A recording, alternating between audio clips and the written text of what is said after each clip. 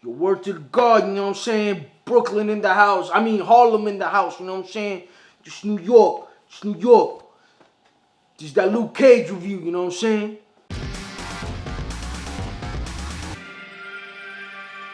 Yeah, this your boy, the OG. Alright, I'm gonna stop talking like that. All my New York homeboys are gonna come out the work and whoop my ass for this shit. But yeah, like I said, this is my Luke Cage review, and yeah, I got my little New York hoodie on. Yeah, man, I fucking really dug this show. In the beginning, to be honest, let's keep it 100. The first half of the season, I didn't know how to feel about it. I didn't know how to feel about it because it didn't bring the same magic as the first season. So story-wise, I think that the story progressed well enough. It was fine. It's just, as far as some of the directors, especially in that first episode, I don't got nothing against Lucy Liu, but I didn't really care for her directing style, to be honest. It almost seemed like a rom-com. It felt like a rom-com at times. And they really, in this whole season, actually, they leaned a little bit into the corniness of Luke Cage, which they did in the last season as well. But it really, at some point in the beginning couple of episodes, it starts feeling like old blaxploitation movies. But then you feel like they're kind of leaning into that. So you're like, okay, I guess that's what they're doing. That's kind of part of the show. Like Jessica Jones is a noir. Like Daredevil is a crime drama and stuff like that. They kind of try to go for that kind of feel like that Shaft show, whatever, from the 70s and stuff like that, which is totally fine. That's the kind of genre that kind of lends itself to Luke Cage, which makes perfect sense. But yeah, moving on, man. The beginning couple of episodes, the story progresses fine, but there was some of that magic that was missing, man, especially in the music. And in some of these shots, they weren't quite as satisfying as the first season of Luke Cage. Till you get to about episode 3. In episode 3, you have, I guess the director is different because they use different directors for different episodes. Then you really start feeling like, okay, this feels like Luke Cage. It doesn't feel like some random shit, you know. A lot of these high shots, a lot of these low shots, you know, very Spike Lee-esque shots. You start really getting around the third episode and stuff like that. That's what I felt of was really cool about Luke Cage. That and like the colors really popped and stuff like that. You know, you really start getting it later into the season. As far as the story is concerned, the characters are really strong, man. You get the Mariah character and you get the Shades character. But on top of that, you get a new character, Jamaican cat, Bushmaster. I thought that was a really, really cool character. In the beginning, not so much. You got his motivations and stuff, why he did things. But as the story goes on, as the season goes on, and you get more information about his past, you really, really understand why he is the way he is. And in a way, it feels like he's kind of like that trope of a mirror of the hero. The villain is a mirror of the hero in a way.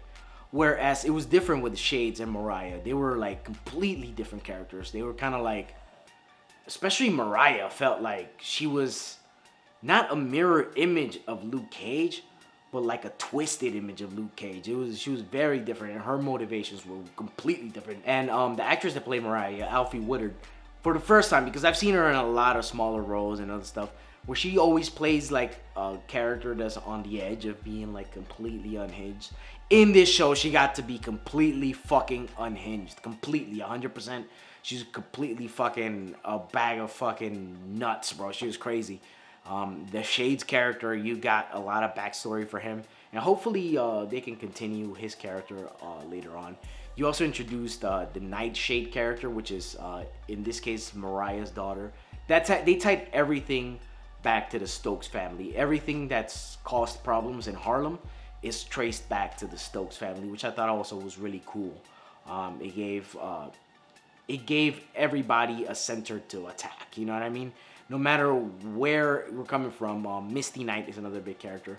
And her, Bushmaster, Luke Cage, everybody's aiming at the Stokes family or the Mafia family at this point, which I thought was really cool. And, you know, all roads lead back to Rome, as they say. Like I said, since there were different episodes, every episode's like its own little movie in a way. But the overarching story of the whole season really paid off, but it really left a lot of open leads all the way up to the end. which obviously will be continued in the next season.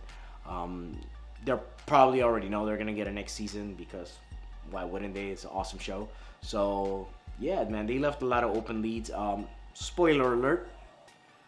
So Mariah Stokes dies, and at the very last episode, and yeah, man, I hate to see her go, man. She was such a full character, but we still don't know what's exactly gonna happen with the Shades character, and they let Bushmaster go off into the sunset in a way, to go get healed. So you know he's definitely for 100% gonna come back and be the villain probably in the third season or one of the villains. And like I said, his dynamic with Luke was like, you know, they could have been brothers. At one point he said they could have been brothers.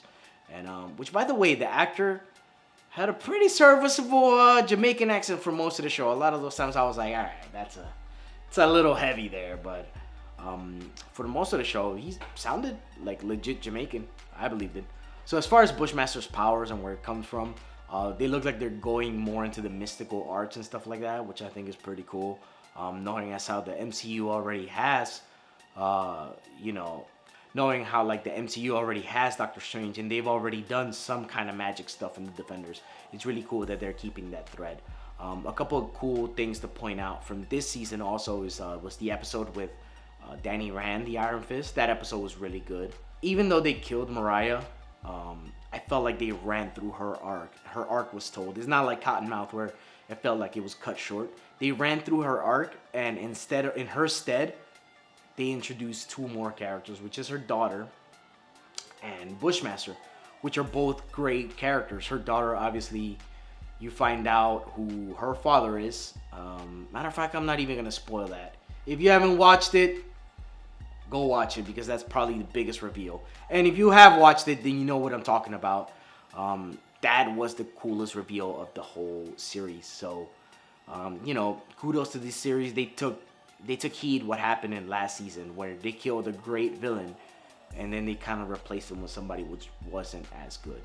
Even though they did get rid of one villain, they added two, which were both really good villains. So I ain't mad at it, man. It's so far pretty good. It just, like I said, for the most part, it missed a lot of the magic that the first season had.